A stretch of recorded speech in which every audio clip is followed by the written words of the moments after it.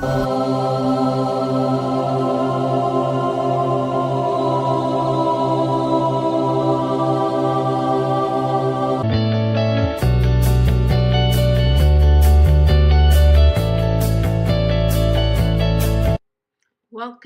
to Sonia's podcast.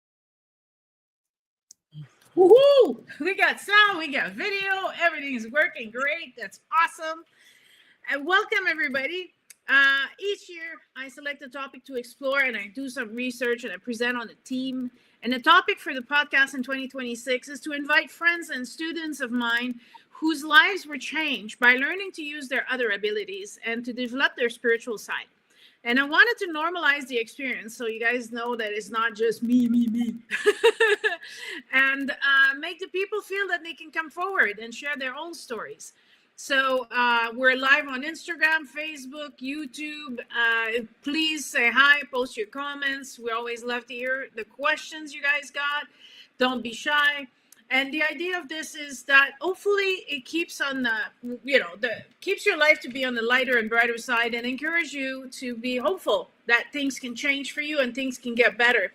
And, learn more about how different classes or different trajectory or journey of the soul as taking other people other than me. And tonight, I am pleased to introduce Kyla. Kyla was born in a small town in Ontario, where her mom's family has been for generations. And her mom was an entrepreneur and her dad was a laborer. Now, she's always been interested in the occult, but was strongly discouraged. So we're going to talk about that tonight. And then she started as a hairdresser and she figured out that's not for me. But the few hints kind of sprinkled in when her mom started getting sick and she started looking for alternative treatments to help her. And eventually, she was able to pass her mom to the other side. So I want to talk about that too tonight. And when her husband got sick much later in 2020, that started, I guess, she then started to look for healing ways for him because he wasn't getting any help in the normal pathways of medicine. So, but one of the things that Kyla is going to talk to us tonight about is that she learned that not everyone is authentic, not everybody is real, and not all the information is true. And you need to develop your abilities and discernment in order to, not believe everything you read or, hear. So she's a Reiki practitioner. She's also got, she got tarots and Akashic record and some witchcraft classes. And she's here today to talk about that personal journey. Welcome, Kyla. Hey, thanks for having me. It's a mouthful. Yeah, and that was the short condensed version. We didn't even get into pet training or like the dog training and all that stuff. It's been a crazy ride. So we've already got people listening. Hello, sons. There's Marchford Production. That's Dawn. Hi, Dawn. And so hello, everybody. Welcome. And hi, Selena. And I'm not sure who's me, but hi, me. Jason. It's Jason. So, Kyla, tell me let's start at the beginning. You were interested in the occult and it was strongly discouraged. So how did you get interested? How were you curious? If it wasn't encouraged in your home, how did that, kind of arrive for you? It started like some friends, like we'd go and read horoscopes. Like they would post horoscopes every day by noon, and so that was kind of the ritual. We'd go check things out, and it's like, hey, yeah, there's a lot of stuff that's lining up with Libra, and that's kind of cool. And I wanted to watch X-Files because that was very big back in the day, and I wasn't that was big. I wasn't allowed to watch that. Oh, you weren't? No, I wasn't. As long as I sneaked out of my bedroom, which was right across from my parents' bedroom, and I made it all the way down the hall without them saying, "Go back to bed." I could, turn the TV and I would watch the TV with an angle because I had the volume so low. The only way I could hear what they were saying was at my face really close to the screen. But I could do Star Trek that way. I could do Mulder that way. I could do, Yeah, anything sci-fi was far-fetched, and I wasn't allowed to watch it.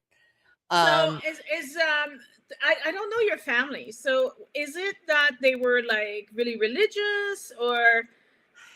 They weren't religious, but they acted like it. Okay. My grandfather, and I think how that stemmed. My grandfather, his family was actually a Jehovah's Witness, Okay. and he was the black sheep. He stepped away, and but a lot of the practices and attitudes and whatnot, I'm very sure that's where a lot of that came from. So Because do you celebrate your birthday? yes, yeah, oh yeah, my mom, like my grandpa walked away from it completely. Okay. He was the initial black sheep. I guess I'm carrying on tradition, you know. Right? And as far as my mom goes, she was about every holiday. Like she made everything. Like Christmas was, she'd go out and she'd get presents for everybody. And like even like the UPS guy, I ran into him years later, and he was like after she passed, and oh, you're Letha's daughter. She was the only one to ever get me anything on my route, and she got me Calgary Flames because she cared that much. So Wow. yeah, that was the exact opposite, but there was a lot of control, and that side of the family, it was weird to keep it short. Okay. Okay. So, I mean, but I mean, astrology, is that really occult? That's pretty mainstream, isn't it? Yeah, and and honestly, I don't know a whole lot about it. I just know that I'm a Libra. Like that's pretty much it. But it was the thing, you know. And as far as, like I would at that time, I was getting intuitive hits, but Okay. Like what? um my my bestie at the time actually knew it, and I didn't. She would ask me, she told me this like years later. She would ask Right? Don't you love when they do that? They're like, oh, right? yeah, I noticed that years ago. And I'm like, you could have said something, that Yeah, could have well, been. yeah, she knew it before I did. So she would ask me questions about different things, and of course I just answer them, like, well, I don't know, maybe, or give a theory. I had no clue what she was doing. The other one was I was actually dating an older boy, and it was one of those forbidden things. And so Oh, it so is you fine. weren't allowed to date? What's that? You weren't allowed to date? No. It was his family Oh, that okay. that had the and oh no, my mom, like, she just welcomed him with open arms.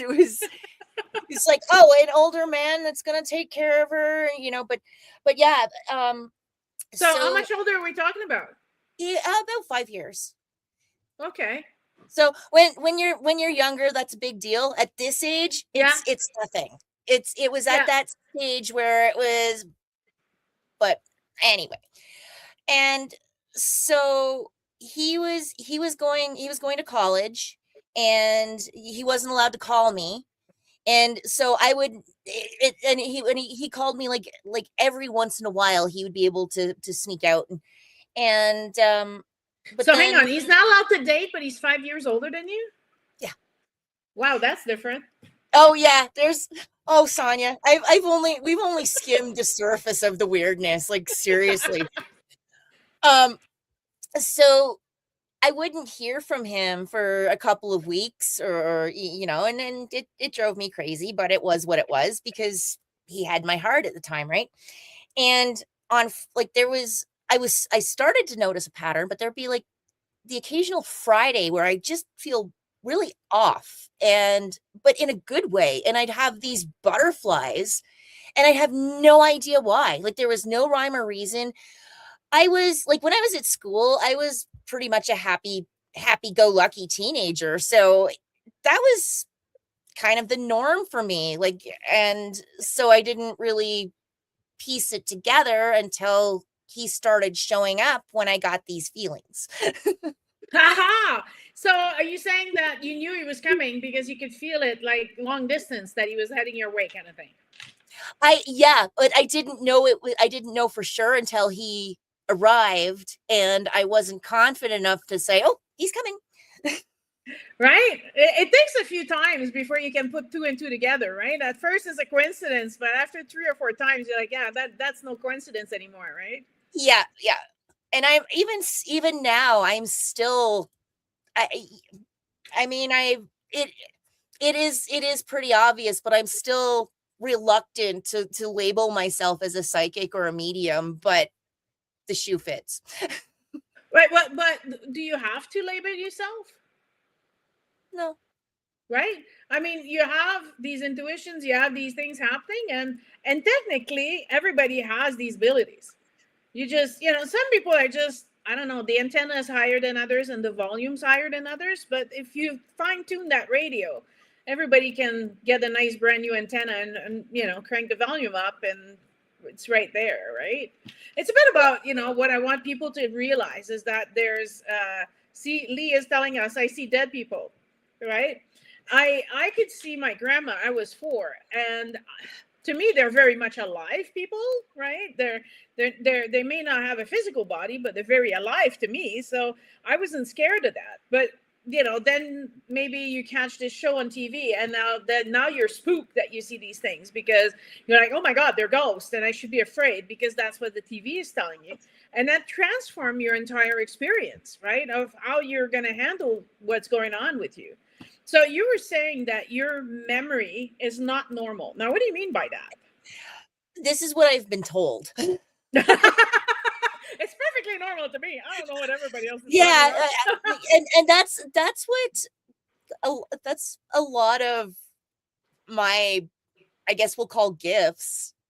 I don't even know that I have them, but when I start talking to other people, it's like, oh.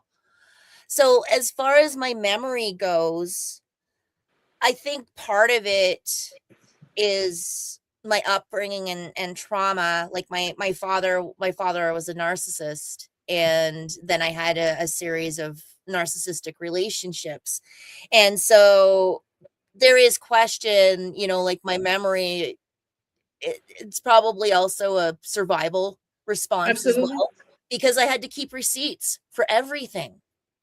Yeah. But in doing that, I also kept track, like I was able to remember things. Like right now, I could close my eyes, or just even right here, I can visualize myself in the basement of my parents' house that we rented in Sault Ste. Marie when I was 5 years old. Like I'm still there. There's been times that, like, my childhood bestie, a funny story there. She actually ended up marrying my grade 8 boyfriend. And we all hung out. Yeah. Oh, yeah. Like I said, the weirdness but there was something, and this was probably just about 5 or 6 years ago, that they were talking about. There just came up this debate about something that happened in grade 8. First thing they did, they picked up their phones and texted me, "Do you remember blah, blah, blah, blah?" Yes. What happened? And I told them, and then debate was settled. Right? Hey, you're the memory for the rest of the class. Pretty much. And and then I end up remembering things that are of absolute insignificance. Like October 2nd, 1991, there was a boy that I was dating from another school, and his soccer team came up and played at my school. Why do I remember that? I don't know. There must be something that happened that day. But it's things like that, and like remembering dates and things. It's just, I'm told that that's not normal. Well, do you think? I have a photographic memory, so as long as I see it, I will never forget it. Yeah. Right. So if you say it to me, though, comes one ear out the other. But if you write it, I see it, then I can never forget it. So I guess memory works in many different ways, but this ability to remember exactly, what you're feeling, where you were, the smell of the basement, the dampness, and all of that, right? That's an enhanced experience. And I wonder if maybe it's because you were raised by the narcissist and you were always in hypervigilant mode. Yeah. Right? Because that's one of the things with, so people listening, I wrote a book. on healing from narcissistic abuse. And one of the things that I'm trying to explain to people, leaving is not enough, right? Leaving is not the solution. It's just the first step. And then you have to heal everything that's happened to you during the encounter of being either in a relationship with a narcissist or being raised by a narcissist. And one of the things is because you never know what they're going to do. They're always going to blame you for everything, and you got to take responsibility for everything. So you're trying to not, make ripples in the water so that you don't get blamed for anything. And that leads to hypervigilance. And I think that might have developed your hyper memory. Yes.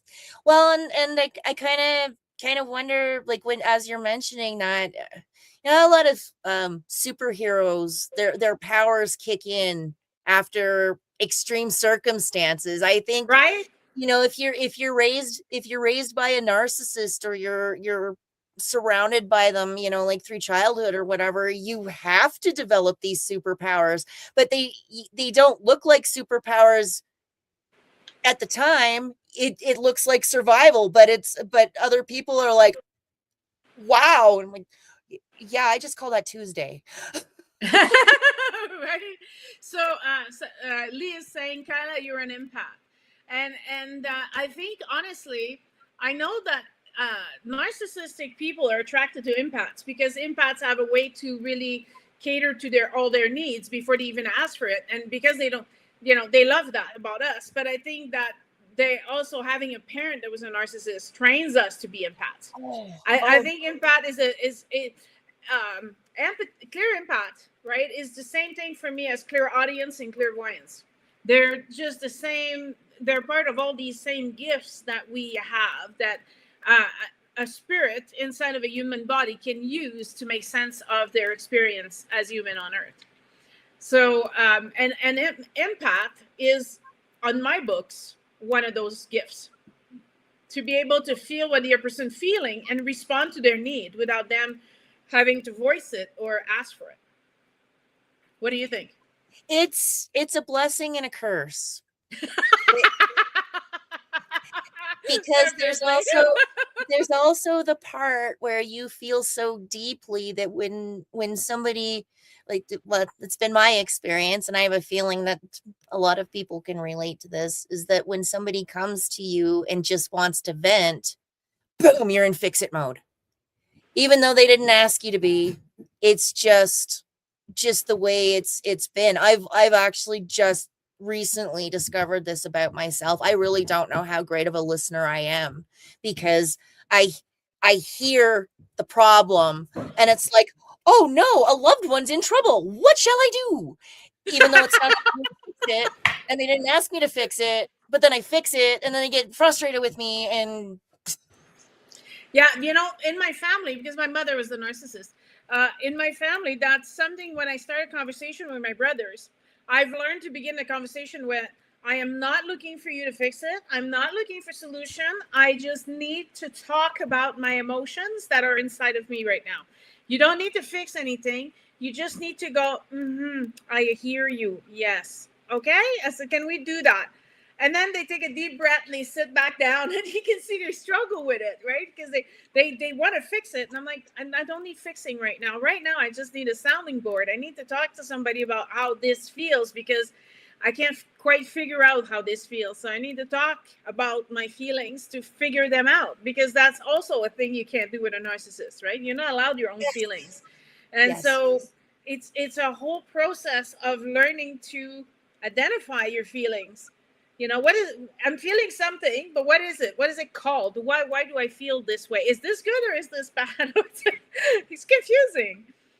And that's pretty much where I am right now. And this is, like, to the survivors of narcissistic abuse, don't get discouraged, because it is an ongoing thing. Like, I've been away from my narcissistic ex for 17 and a half years. I've been away from my father. Like, he passed away. It'll be 5 years ago in August, and stuff is still coming up. Like, I've been away from the bad people for about 5 years now, and it's still coming up. It's still impacting my relationships. I still have a lot to learn, but don't give up, because it's not you. Yeah, And exactly. if you know better, then you do better. So do you know someone named Selena by any chance? Yes, I do. She's a sweetheart, and Well, I Selena apparently made someone infuse waffles. she's So, she's awesome, and I've told her about you quite a bit. Your name's come up quite a bit in conversation, so it's absolutely I see why she's here, because she's heard a lot about you. oh, did she? Did she? Well, Yeah. welcome, welcome. So, I think one of our similar experiences that both of us didn't know we were different. Am I wrong? You didn't know that you were different. No Right? clue. We just thought everybody was just like us. Everybody can talk to fairies and everybody can talk to trees and make plant grow a certain way. And, I just thought everybody could do that. They just did it in their yard while I did it in my yard. Right. And then I turned 16 and I'm making friends and they're like, what are you doing? I said, well, you said you have a headache. It's like, yeah, well, I'm taking it out. See, I'm taking your headache out. You don't have a headache anymore. And they're like, you're a witch. And I'm like, what? I'm like, what do you mean? What are you talking about? I'm no witch. Apparently, I've been building altars and like my whole life, and I had no idea until I took the witchcraft course. Okay, so now you're gonna have to plain mansplaining this to everybody listening, because they might not know what altars are. So go ahead, give us the full explanation, Kyla, from beginning to end. And actually, I had no idea either, and I was doing it. I had one set up at my machine at work. I had no idea. So what I did, and then I'll tell you what I found out what it was, is I've always just collected a series of small items. Like, it could be pictures or rocks or like a tiny little keepsake or something that represents somebody or a place that means the world to me. Like, they hold my heart. Like, as an example, like when I was at work, I had a picture of my son, my grandma, and my mom, and then I had a little organ pyramid. I had a rock from the river when Dawn and I went on our honeymoon, and something like for my friends, and I didn't realize that was an altar. It was just me surrounding me with people and memories that I loved. And so that's my understanding. It's just a little sacred space that you create, and you just put keepsakes or collectibles or just the things that mean the most to you. You can have different themes, like if you wanted to have like an ancestor altar, or if you wanted to have like a seasonal altar, or whatever. See, and that's the thing. I don't think that it's only it's not just witchcraft. It's the Buddhism you have your ancestor altar, right? So everyone has like their tablet kind of thing. And it's, I mean, Chris here, the roommate, I'm all of you know Chris. She's a crystal person, so she has rocks all over the place, but she organizes some of them near your nightstand so you sleep better, and some near the TV to block the radiation, and some upstairs to enhance meditation. We've got rocks arrangements all over this house. Right? But you can make it whatever it is, but it's a special place that holds a special energy. Right?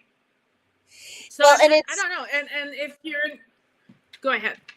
Well, no, I was going to say, like, in regards to witchcraft. So I took that course out of curiosity.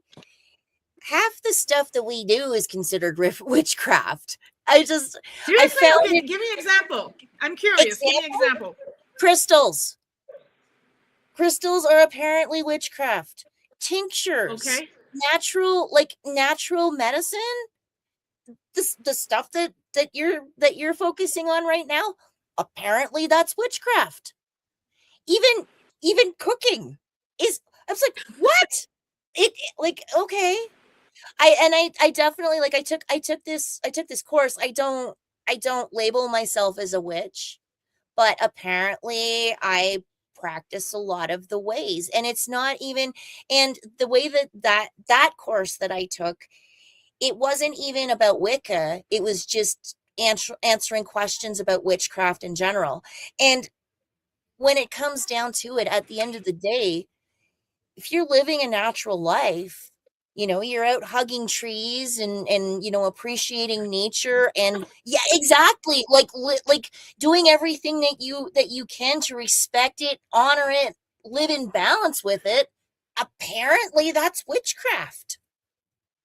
Oh, wow, I am such a witch, and someone in Duncan in the island of Victoria right now is so happy that I'm saying this out loud. I'm a witch, my friends, because I remember in a past life I used to dry herbs, and I used to make tinctures and creams and things like that. Now I can't do that for the public because I'm not certified in Canada to do herbology. However, for my friends and family, there's no restrictions there, and I can heal people.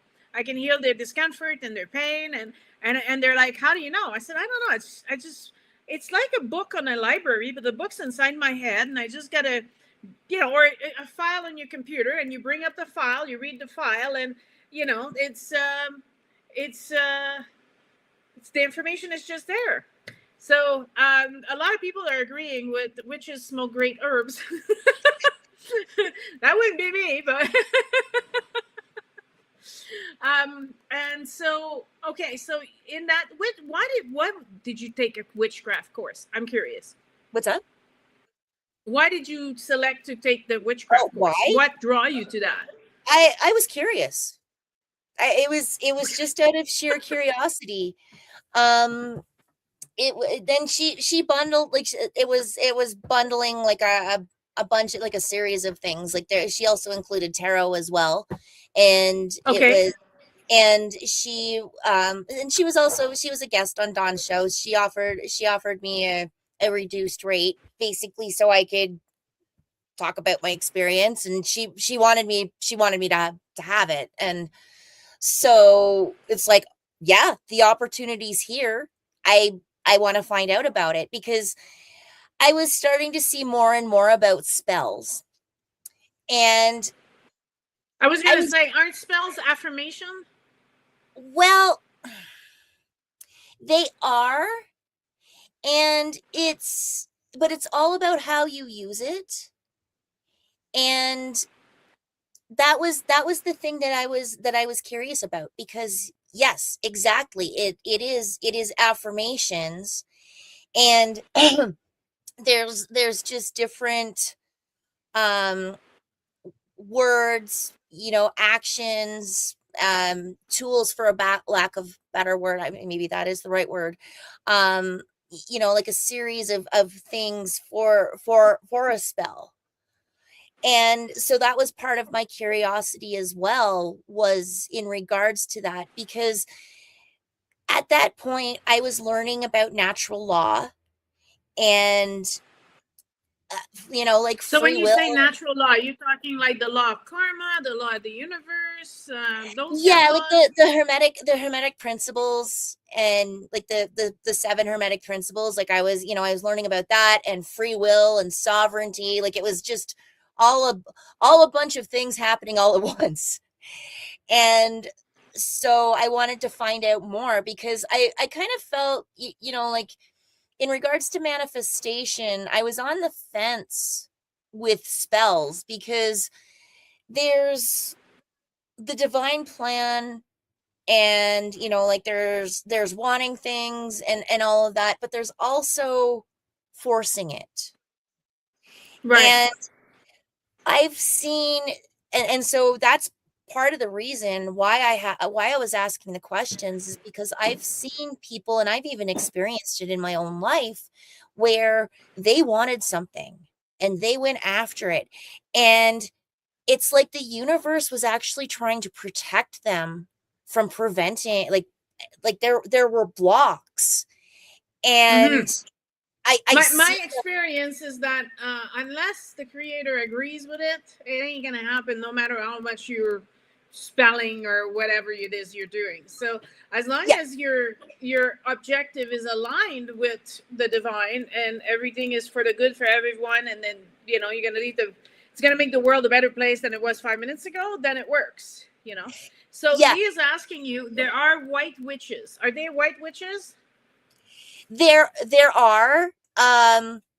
And we didn't get a whole lot into the different types of witches, but the white witches, they're from my understanding, and I could be wrong, this is just my takeaway, is that they're the ones that are more, they're the benevolent. So if you were trying to align something, and you wanted to go to somebody to do spell work, and it was positive, like, say, like, you wanted to manifest some money to help your mom buy a car or something, like, just pulling that out of the, you could go to a white witch, and So then, would you think that Florence Scovel Shinn was a white witch?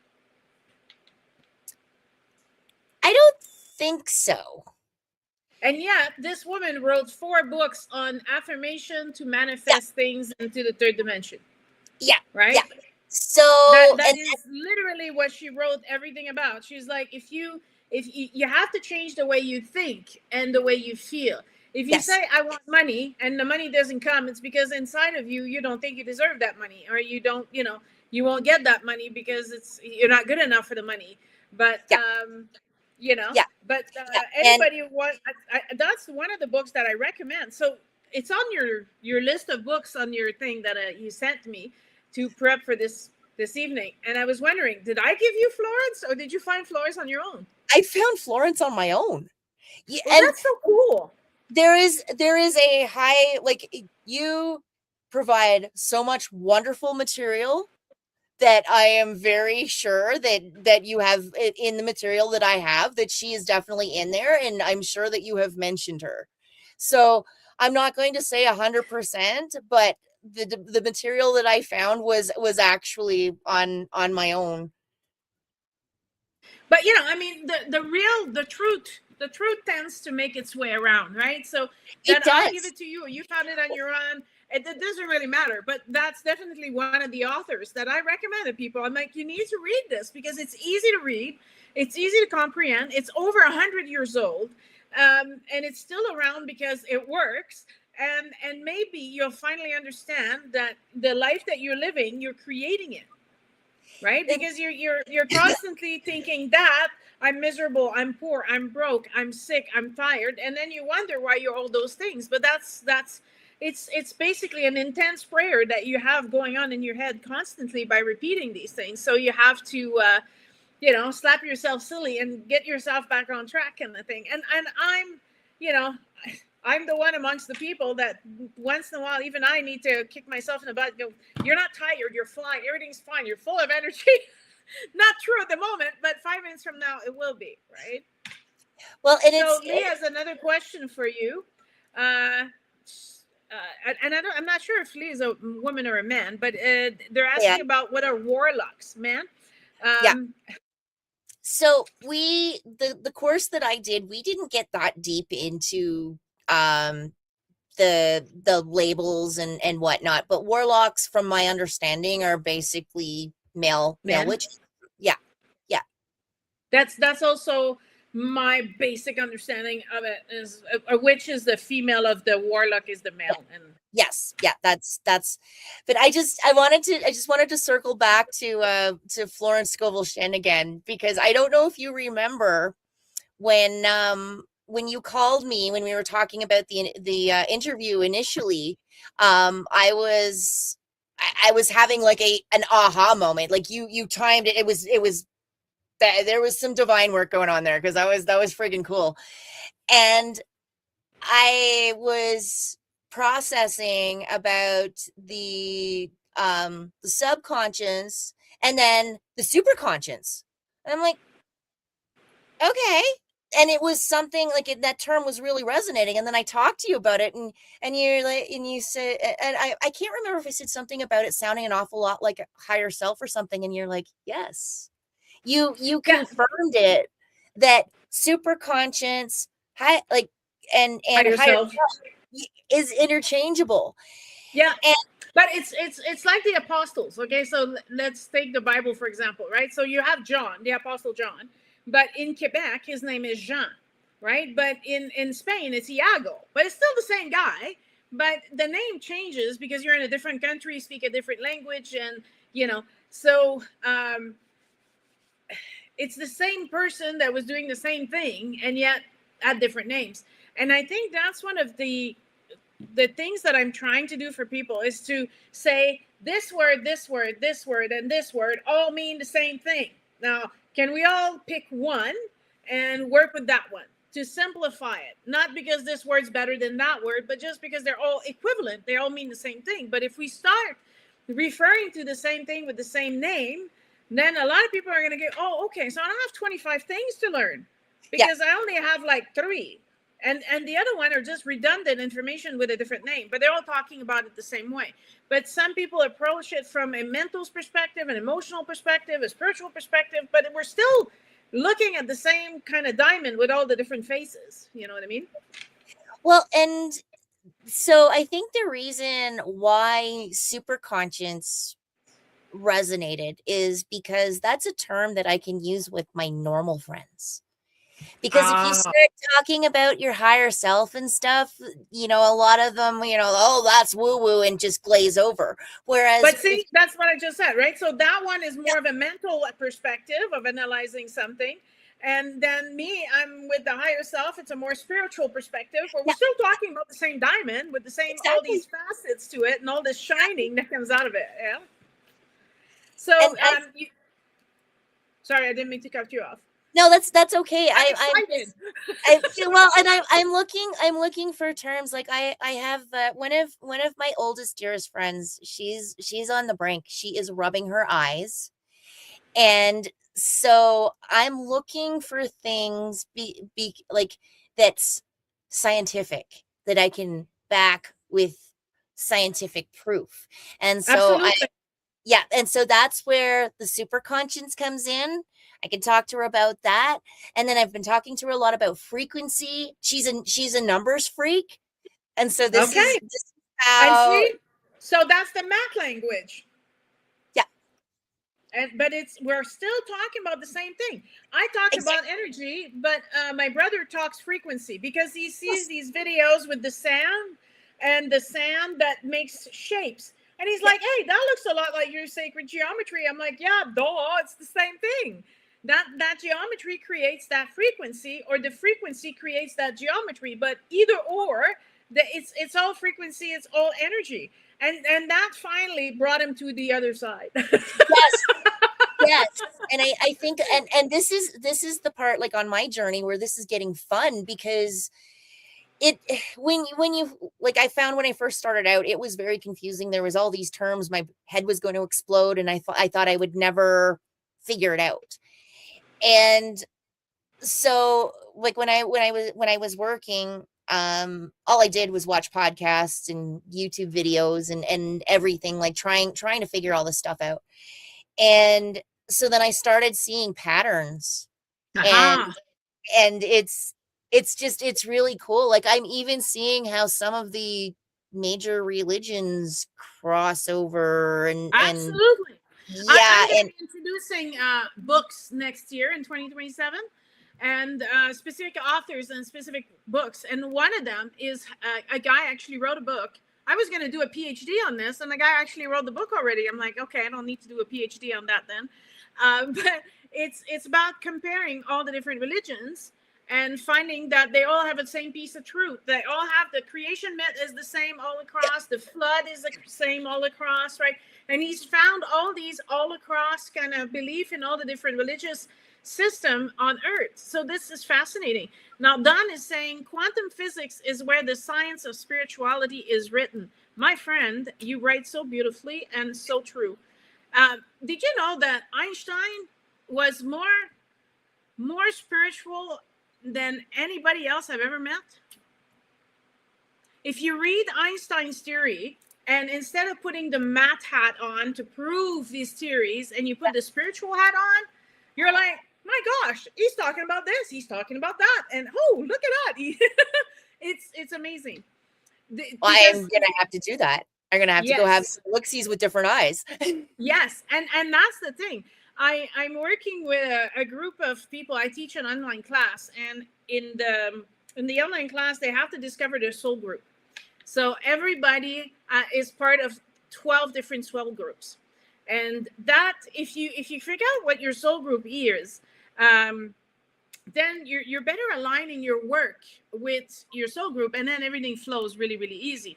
And then all of a sudden I went like, wait, there's 12 groups, there was 12 apostles. Oh my God. So now I have to go back and match the apostle to each of the soul group. And I'm like, that's why he said, you follow me, because you have Jesus can see your color of your aura. And he's like, I need a pink and I need a blue and I need a green, and you come over and I need you here. And it's like, it was these big ha moments that I have recently in the books that I'm writing. And I'm just like, oh my God, oh my God, oh my God. I got it. So yeah, that's me lately. That's awesome. That is so awesome. So I want to know, I don't know who Ellen Downs is. So what's so special about Ellen Downs? Yes, Helen. She's an author, and she's from Australia, and she's actually she's branched out. She's also an artist. She's an amazing person. So we now, is that someone you know? Yes, yeah. It was so funny how it happened, or was it? We crossed paths. We were watching. There was a woman, and I can't even remember who it was because we've both evolved since. But it was just she made a comment, I made a comment, and I can't remember who reached out to who, but we just ended up talking, and and I found out that she'd written a book, and like after the fact, and she's actually so I'll talk about her book, but she's done work for Dr. Richard Allen Miller. Okay. He's the man that they based X-Files on, Fox Mulder. She worked with him as well, so she's done a lot of cool stuff. And her book, it's called A Handful of Seeds. I might actually, but anyway, highly recommend it, because she talks about different things from a neutral standpoint. Like she explains orbs. I think Don's actually going to grab it. And like basically what people would call woo woo. There's a lot of woo woo, darling. Woo woo is a thing. Yeah, and so, but she does it from a fact. Like, no, she's not trying to convince anybody of anything. Like, it's like skeptics, whatever, like she just explains it. And it was one of the first books that I got that kind of reeled things in for me and answered a lot of questions that I had, but you don't know who, like when you're just starting out, a lot of times you don't know who to ask. And so this book really, really explained a lot of things in that respect. And I highly recommend it to anybody that's just starting out on their spiritual journey. Anybody that has questions, like if you have a family member, for example, that wants to know what a psychic is, I think that's one of the questions in the book, and it will just explain it, not trying to convince you to believe in it. It's just kind of like a dictionary. Well, And I'm just gonna say to Big Daddy Drew, it's a Wednesday show because it's my show and she's my guest on my show, and my shows are on Wednesdays. Just in case you sound a little confused, why is it on Wednesday?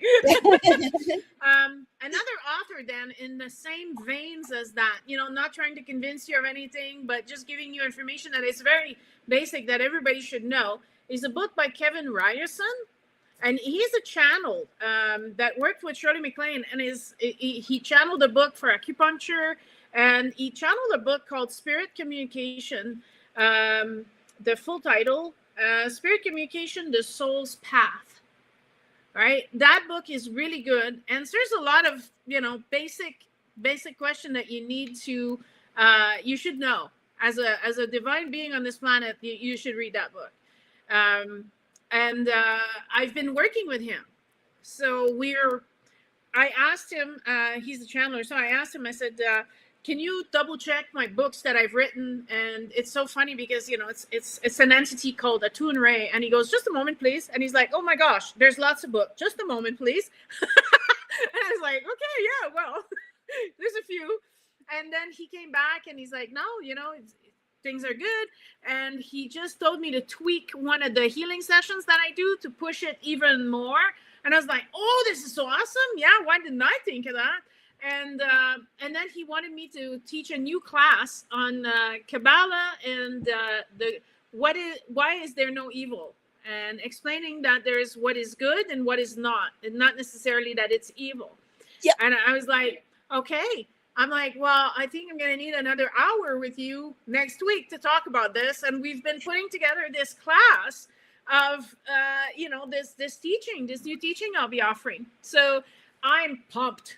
I'm having a conversation with beings from the other side my entire life, but it's been a while because I've been so busy in the third dimension that I'm able to connect again and have these woo-woo conversations without having to explain things or justify things or prove things. My God, right? I'm having a great time. So Elaine Downs, That's A awesome. Handful of Seeds. That's a good book. Okay. Now, like in the introduction, I said that the first time you kind of started looking into something else was because your mom was sick. That's right?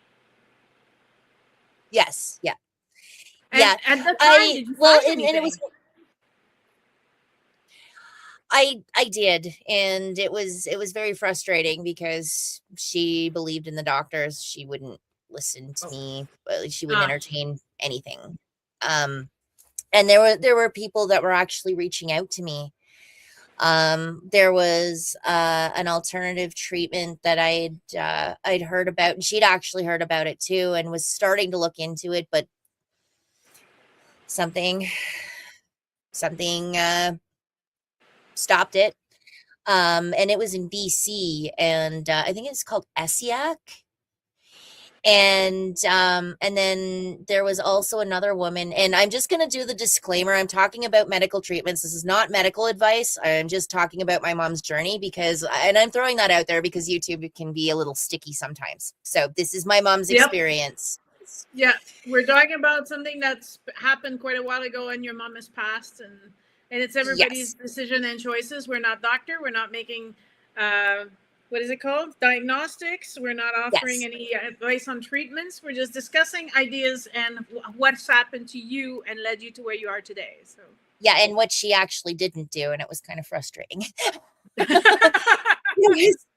was another woman. She was a breast cancer survivor, and she had so at the time I was involved with a community group, and it was cool. There was a lot of different roles that I played in the group, but anyway, she had heard about my mom being sick, and she called me up and asked me if she could talk to me. And so she spent probably about 2-3 hours talking to me, sharing her journey. She'd beat cancer with vitamin C injections, but it had to be injected. It couldn't be taken orally. And so I went back with that to my mom, and vitamin C didn't go with her chemo treatment. She wasn't able to have any vitamin C, so she just shut it down completely. So, and I mean, as far as my mom goes, like there is more to the story, and I know why she's not here, and I respect her decision, but it was also a little frustrating finding alternatives, because mainstream is not the only way. No, definitely not. Definitely not. So, did you, when you say you helped her pass at the end and you escorted her to the other side, kind of thing, did you make peace with her? Like, I want to know, like, because that's part of this awakening, right? The spiritual peace that you Yeah, finally find, right? Even though there were difference yeah. of opinions, even though there were difference in faith and stuff, which is okay, Mhm. what was that like? What did you do? And there really wasn't a whole lot of difference, because in the end, so just before that happened, we'll rewind a little bit. There was a period, she was going through a really rough time, and she came to me and she said, "Can you do whatever it is that you do?" Oh, Okay. I don't know what it was that I was doing, but it's okay. And at the time I was meditating, I was learning about like Abraham Hicks. Like, this was, I wouldn't even call myself awake yet. But she asked me to do whatever it is that I did. I'm like, okay, and apparently I did it. And so then, yeah, so the day the day of that morning, the doctor told me, she probably had about 6 to 8 weeks, and just to basically brace myself. And anyway, there was something, we ended up getting into an argument about something, and I saw a sign, and she said, oh, she said, you read too much into things. And at that point, I was so exhausted. I had been sleeping in a chair beside her bed for about a month at that point. Like, that was life. I looked at her, I put my hands on my hips, and I said, "There's gonna come a day when you're glad that I do."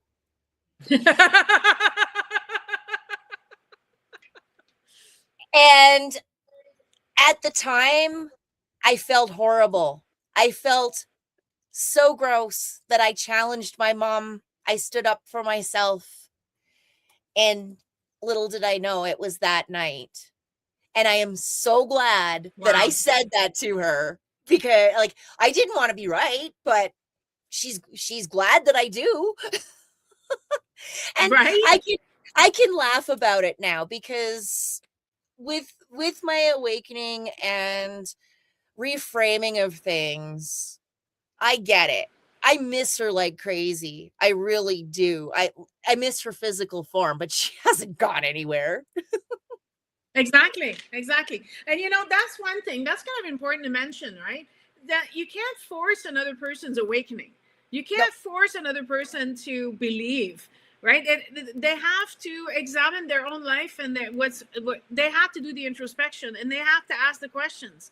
And then if they're looking for guidance, sure, I'm Yeah. right there, right? We got Yeah. books, we got classes, we got these podcasts that we're doing. There's so much out there that but they have to take this first step. We can't just push it on them.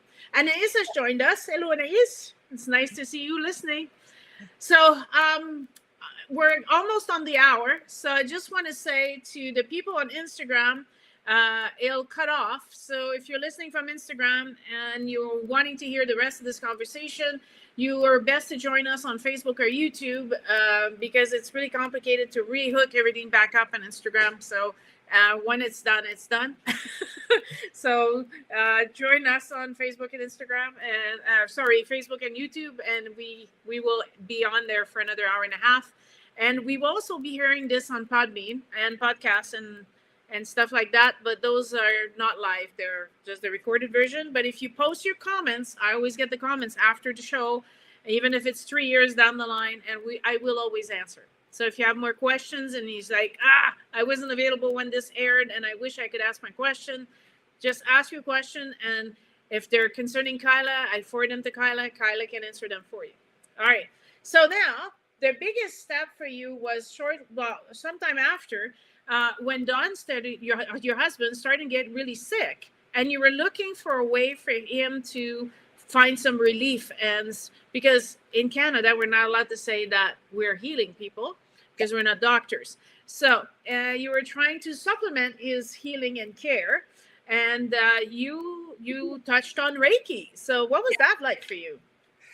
Well, that was one of the there were different modalities, but Reiki, it had actually come up in conversation years ago, and um it was a friend of my ex's. Her mom was a practitioner, and she said that she did it a little bit, but she wasn't in the frame of mind to do it. So I never actually received a session. I just heard her speak of it.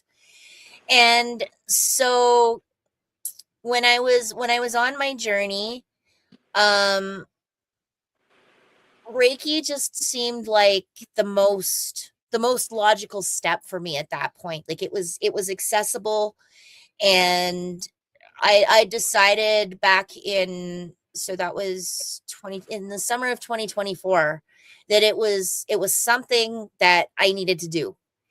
And so my birthday is in September, and there was this metaphysical fair in Drumheller. I don't know what you're talking about. Yeah. So for the viewers, it was Sonia's fair that she put on through her Redo Spiritual Center, and I went in with the intention of finding a Reiki teacher, and I walked around, and I met people, and I met Sonia, and I met other people, and I just was drawn right back to Sonia's table. And so yeah, and it's very true, when the student is ready, the teacher presents themselves. This is the real true story about that. And how did you find Reiki valuable to you?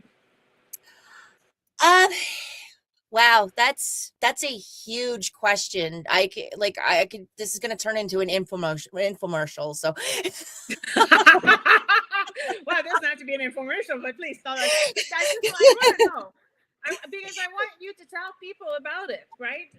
Some people have taken Reiki a long time ago. It wasn't the right teacher. They didn't feel comfortable. They didn't do anything with it. And I find that a lot of these people are coming back to me now after 20 years. And then they're taking it. Now they're doing Reiki. Now they're practicing. Now they're doing it on themselves, on their pets, on their family, on their friends. They're Reiki. People don't know what happened to you. You're so happy now. And it's like, I'm doing my Reiki meditation in the morning. I'm doing my self-healing at night. And this is great. But they need to hear it from someone else. So I've sold it enough. So you tell them about it. Well, and to the ones that have put it in your back pocket, that's perfectly fine. Just pick up where you left off, because that's the beautiful thing about it. Except for now, you've probably done some more healing and growing and expanding, so you're going to end up getting way more out of it. So for me, it blew the doors open for a lot of things. Chakras, for example. And I'm going to plug Sonia's book here. She was not asked to do that. No, she did not ask me to do it, but it's one of those tools. Like, I've got it beside my bed because it is so valuable, because it's got the information about the chakras. So you learn about them, you learn about which one does what. And then, like with the book, that just enhances it even more, because it talks about the frequencies that are associated with the chakras. It talks about, and then she gets into what organs and body parts are and the colors and like that complement them, and the foods. Like if you want to focus on one particular, it's in there, Lee. It's all in there. I didn't skip one. It's actually called the 13 chakra system of ancient Egypt. So there's not 7, but 13. So you get a lot more. And I gotta say, I'll toot my little horn, toot toot. That book, like she's saying, we're covering. Normally, you would have to buy a book on the crystal part, another book on the aromatherapy part, another book on food part, another book on yoga position for the chakras, and another book on mudras, and so basically, the print industry is trying to make money, so they make all these different books, making you buy 10, 12 books. I print myself, and I put all of that information inside one book. So inside of one book, you can choose. If you're into crystals, they're there. If you're into aromatherapy, it's there. If you got a crystal at home and you're like, oh, so this isn't just something pretty. I wonder what yellow jade does. Okay, well, then you can go and look up yellow jade. And then you see that by frequency, it works with 2 or 3 chakras inside your body. So, I mean, just on my desk here, I grow mushrooms that are called crystals. They're all over the place, right? I'm surrounded by them. Like this one blocks electromagnetic energy. So I have one here, and I have one right here, right? So I drank the pudding, and I ate the pudding, and I drank the Kool-Aid. Like I'm not writing a book so that I want to sell stuff. I just use it all the time, all around me. So, but it's nice to know that they serve a purpose. They're not just beautiful artifact to print, to put all over your house to make it look pretty. They have a purpose. And if you can understand the purpose, like my brother was trying aromatherapy, and he's like, it's not working. I said, what do you mean? He said, well, it's not making me sleep. I'm wide awake. And I said, well, what are you using? He says, I'm using citrus. I'm like, that's to wake you up, moron. That's not to help you fall asleep. So it's working.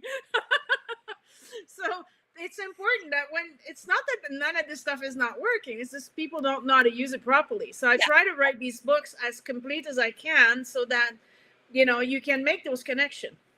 So he has another question. He says, does she think people store emotion in their organs? So by she, I imagine you mean me? You, yeah. Me? Yes. Actually, you can store emotions in your pinky toe. So emotion gets stored around your heart and creating a wall. And emotion could have been trapped there from in uterus when your mother was having these emotions and you absorbed them because you were in her belly. You could have also brought emotions from a past life down with you in your backpack, and you're starting this life at a -10 rather than a neutral 0, because you have all of these emotions that you have not had the chance to deal with and store away. So that's stuff you need to clear in this life. So that's really confusing, because you're like, I've healed my life. I went through every single moment of my life where there was a trauma, where there was an anxiety, a fear, a pain, and there's still something not going right within my body. Like, what's going on? And actually came from in utero. Well, I don't remember utero and past life. Are you kidding me? Like, okay, let's empty the backpack, right? So we emptied the backpack, we shook it out, and then we were like, okay, like my most recent past life, I was a German girl called Sophia. I live in Hamburg, and I oppose Hitler's regime. And for that, I was arrested by the Gestapo. I guess Gestapo. I was tortured, and I was sent to a work camp where I was gassed because I wouldn't shut up.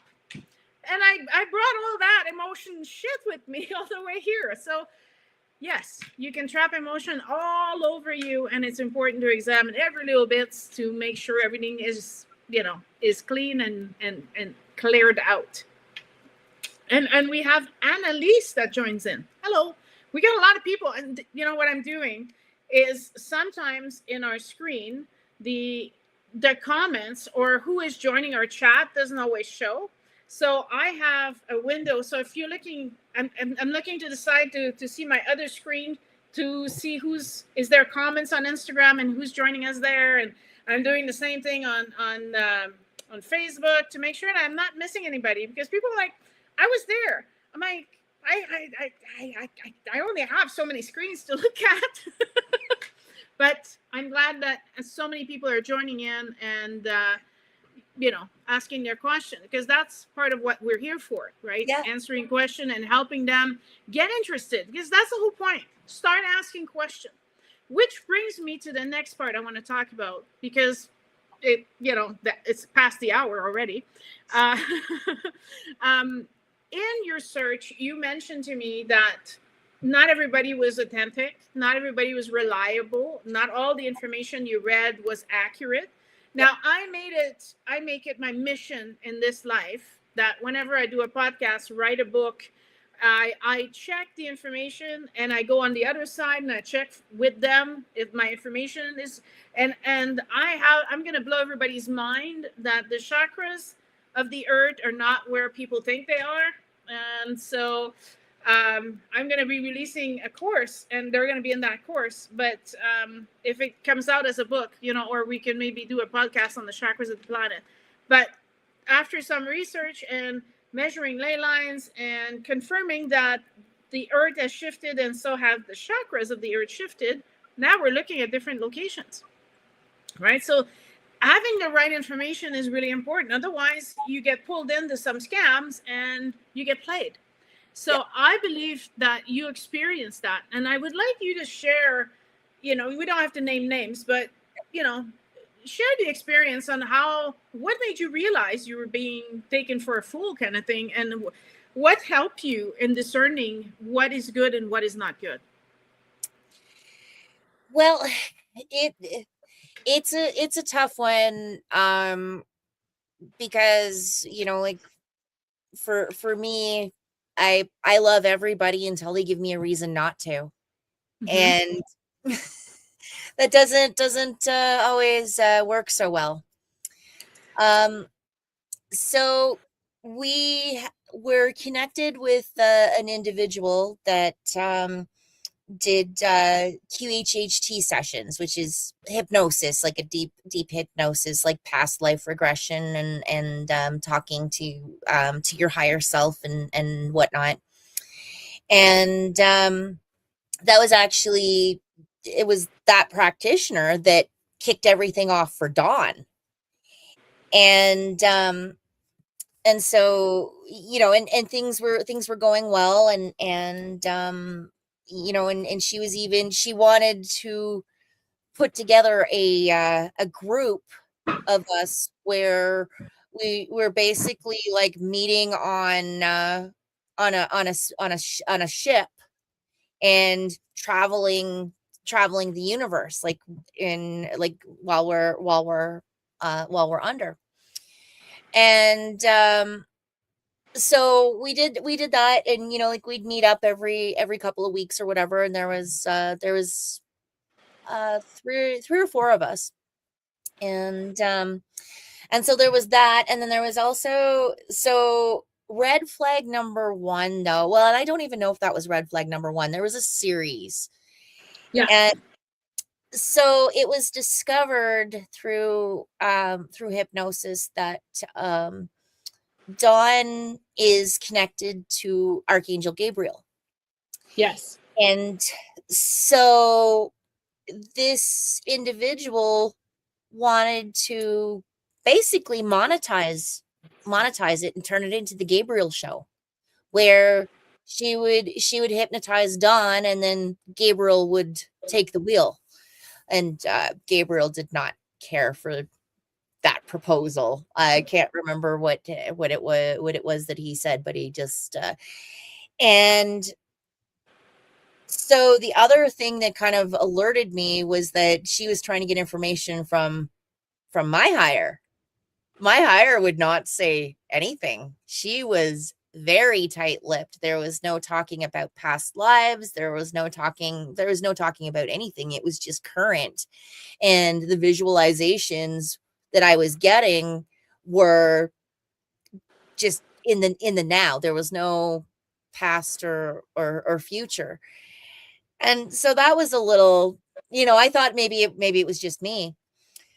Well, then things were getting a little rocky because Dawn said no and didn't realize it was that rocky. And anyway, we went for a session.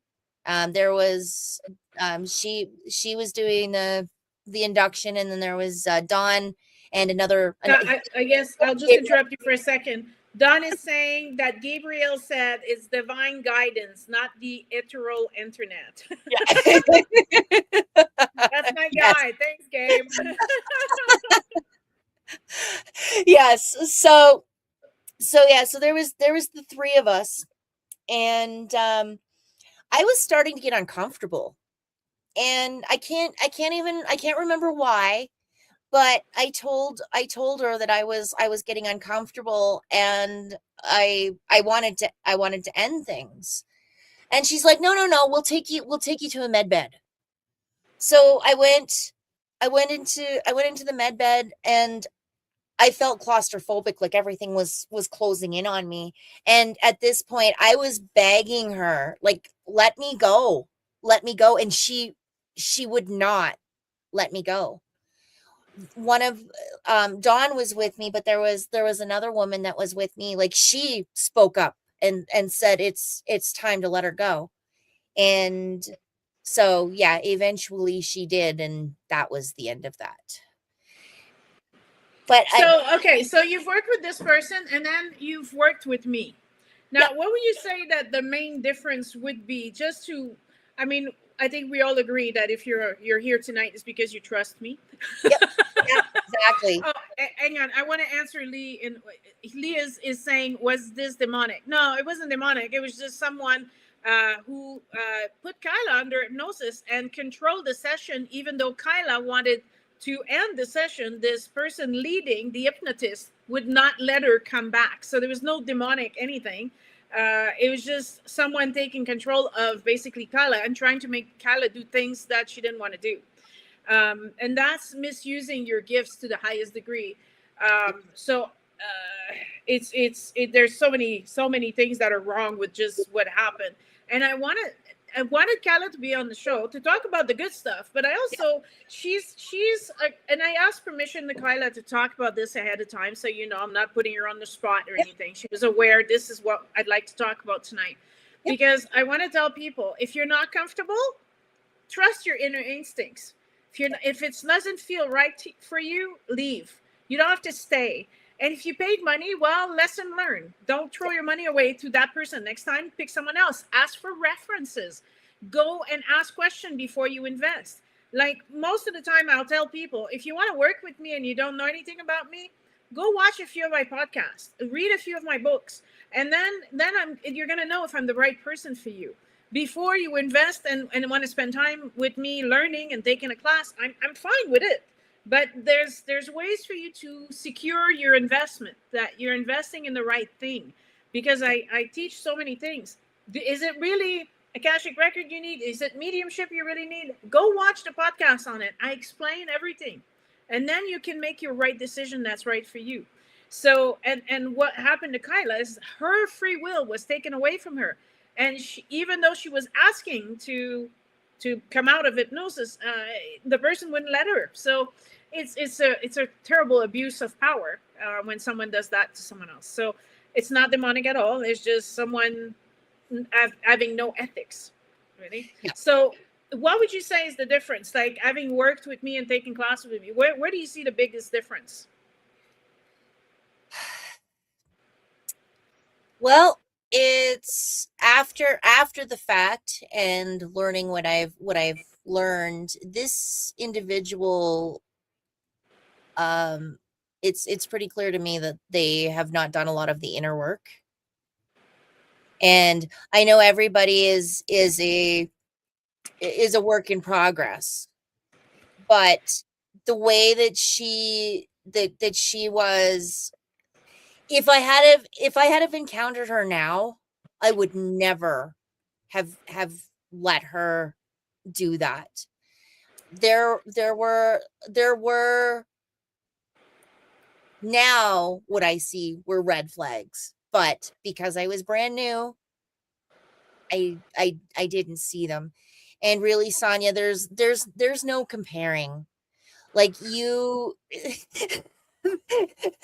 no, this is coming from the heart. There's no comparing, because you put yourself out there.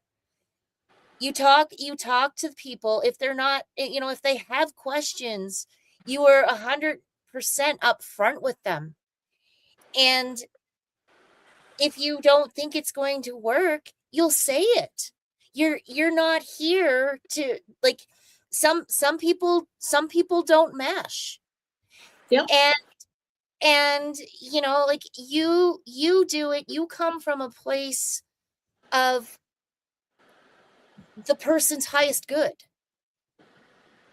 And you can see it just talking to you, like spending time with you. Somebody comes to your booth and talks to you, it's instant. And you've also done the study, and you've been very real. Like the one huge endorsement for me personally on my journey is your work in narcissism, because you already get it. And a lot of people, like, it is really one of those things with narcissists. You can't really describe it No. unless you've experienced it. And that's not minimizing anybody. It's not a club. It's not cool. But I don't think someone who has not encountered a narcissist will not understand. Yeah. That the hole that they have, and how, you know, it takes someone who's been there to really truly understand. I think that sometimes I went through things in my life so that I could finally be there for you guys and say, I know what you're talking about. I understand. Let's help you now, right? Yeah, and you share your experiences, and you talk about your journey and how you got here. There's no oh moments, if that makes sense. Like, you just lay it all out there, and people can walk in confidently knowing who they're dealing with. That's a huge difference. Well, I want to make sure before we because it's already, there's less than 15 minutes left, so I want to make sure what time really goes by. It's just going woo. So I want you to tell us, what are your personal benefits to you in your spirituality, awakening personality and life now? Right? I mean, the awakening is always rough. Everybody has to go through this earthquake and earth-shattering moments to say, "Hey, wake up, dude! You know, you gotta get things different. You know, this isn't working anymore." But now that you've passed this big hump of a moment, now that you have discernment, now that you have Reiki, now that you have an opening and understanding of chakras, energy, and all these things, what has that done for you? Has that made your life better? And it has.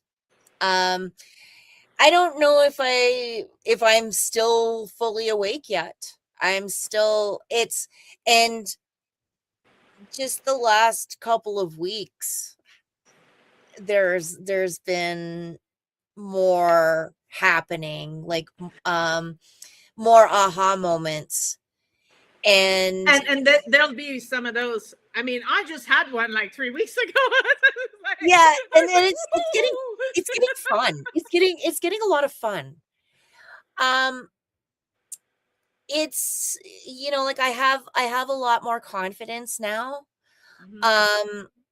And I'm on a mission, you know, because of having been raised by a narcissist, and then being surrounded by my maternal family members. It's weird, but you would swear that my father was part of that family, because he was more like them than what my mom was. But the most important thing for me that I'm finding is doing the work and healing the trauma. And I'm just starting to realize, you know, like, you hear all of these things, you know, like they say about trauma being stored in your body, and do the inner work, and all of this stuff. And it's not a secret. But for me, I'm at the point right now where I'm starting to refine things. And that's where a lot of the traumas are resurfacing. But because of the awakening, because of you know, like the reading that I'm doing, and you know, like because of the Reiki journey that I've been on and all these things, it's opened my mind up to ask different questions and look at things differently. And And there it so is. I was actually able to, I've had two huge breakthroughs in the last little bit. I was able to identify projection, and something that's been going on for about like over 20 years. I was able to pinpoint the moment when when that trauma got installed, and Mm-hmm. how it's gone from there. And then there's just been little things because I've been looking at it harder. And in doing that, though, that has it's increasing my manifestation. For example, it's Absolutely. it's increasing my intuition. Like it's Absolutely. things are getting even more unlocked. Absolutely. The more you release all of that stuff, the more you unlocking part of yourself that were locked behind that shit, right? Now you Yeah, get rid of the shit, you unlock the thing, and poof, you have access to these things, more power, more juice, more creativity, more inspiration, more intuition. Ah, totally. Totally. Absolutely. So now, do you have a particular message that you want to give our listeners? well, I would just say keep going, because because there's so much. um this is actually my second rubbing of the eyes awakening. I almost woke up in 2011, and Yes. it's really interesting because I have the journal, and I was reading the first couple of pages to Don, and he's like, "You've already done this." And so then, but then at the time, I was a single mom fighting my narcissistic ex in court, with him abusing the police services and child protection. My mom Yeah. had cancer. I was going to college and all, like, so yeah, we went back to sleep because there just was not, there was not enough. Yeah. So Exactly. Just because you're human, right, Kyla? It's yeah, not because you were dumb. It's not because yeah, you were just human, and the human part got really hard, and yeah, that's why people can't give up. There's that's, times in your yeah, life gets hard. yeah, It's hard, yeah, but yeah, it'll quiet down, and then when you complete the awakening, like you've done, now life won't get hard again because now you know how to handle this. Now you know how this works. And yeah, so you glide through it, right? So I want to say hi to Danny. He says he's been listening while mowing his lawn. Whoa. We're popular tonight, Kyla. So is there any activities before we wrap up that you would like to promote? Like where people can see you, or where can they contact you? Well, right now I'm actually wearing a different hat that I crocheted. I'm doing a lot of farmers markets right now. Okay. I'm in Innisfail on Thursday mornings from in Alberta. So we're in Alberta here. So Innisfail, Alberta, from 10 to 1 every Thursday morning. And then Crossfield Farmers Market is going to be starting on Thursdays from 3:30 to 7. And Okay. then every Friday I'm at the Carstairs Market at the Curling Club, from 3:30 to 7. I have Okay. my spinning wheel with me. So if anybody's curious about spinning yarn, and even that could be like a whole other show, Sonia, because I haven't even had the opportunity to nerd out about all of that. But No, we did not. We're almost wrapping up. So but that that's where I am these days. I'm focusing on the farmers markets and building community. sounds good. But what if someone wants a Reiki from you? Can you go over to their house? Can they come over to you? Is there a way that you can manifest that? I'm not I haven't really been doing a whole lot of sessions, but if somebody's interested, Right now, I'm still gathering people. So it's just a matter. Send me an email, reach out on Facebook. I'm definitely open to it. Okay, well, I posted your Facebook link on Facebook and Instagram, and I'll put it on but not Instagram. Why do I keep saying Instagram? Anyway, I'm sharing it on Instagram now. So they want to get a hold of you, they'll be able to get a hold of you there. Yeah. Now, did we cover everything I wanted to cover for you? Is there anything we just got like less than 5 minutes? There was so much. Yeah, and you know, I just want to say quickly in there that there's the Canadian Gem Show in Drumheller for the next 4 days, starting tomorrow, 10 to 8, and I'll be there. So if you guys want to pop in, if you need a book, if you want to chat, that'll be the best place to see me for the next 4 days. We're doing a lot of retreats this summer, so we're a little busy with that, but I am still booking appointments and teaching classes and doing all of that stuff. So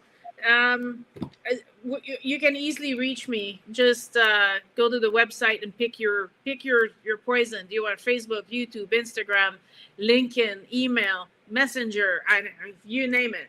Just and Sonia's classes are fun. They're a blast. So well, I think that even though it's all about spirituality, we still have to laugh. We still have to have a good time and not take ourselves too seriously. And they're very healing at the same time. So we'll also create a safe space, right, for you guys to come and cry and pour your heart out and leave the shit behind. And I'll clean up after you.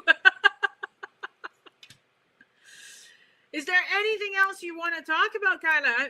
I mean, I've covered everything I wanted to cover with you, but is there anything else you think that would be valuable before we wrap up? One of the things that I'm finding right now as well, in regards to and I'm to the refining, tweaking, trying to tease all the crap out, is the importance of things hiding in our body. And like the trauma, like when they say about, like how you carry your trauma around, you really do. And I'm just, even like right now, I'm discovering in regards to, I've had a lot of issues around poverty programming. And, like we've been trying different things to break out of it and whatnot. And I'm starting to figure that one out now as well. And I'm seeing indicators where that is actually something that was stored in my body. And so I kept experiencing these traumas, and it eventually puts a cap on what you can bring in. Yes. And until you figure that out, you like keep doing the healing, but until you figure that out, there's really no, like, I've been spinning my wheels in the mud for years, finally just starting to get traction like last week. Well, it's there now. It's that recent. Well, that's awesome. It ended up that I had, Don is going on a new business venture. He's going to be building portable toilets, and he's making them out of cedar wood. They're like fancy to go in collaboration with what he does. And anyway, his business partner was saying that they needed $200 in order to finish the first project. And I'm there, and I'm kind of sad that I didn't have $200, and like I want to be able to invest in this, but I don't know how to do it. I kid you not. You've got 50 seconds left. Okay. On Friday, a friend of mine said, I have money for you. She'd bought a bunch of things, like a bunch of crochet items, forgot about it. It was exactly $200. Awesome. Well, there it is. And thank you for keeping talking, although, StreamYard booted me out and I had to call back in. Yeah, it does that to Dawn all the time, so you just keep talking. That's right. Thank you so much, everyone, for coming, for listening. Kyla, for joining us tonight. I'm so happy. And that's it. That's the end. So I'll see you backstage, Kyla. Okay. Folks, I'll see you next month with Tanis Allowell, renowned author of Canadian renowned author from BC who talks to leprechauns. See you next month.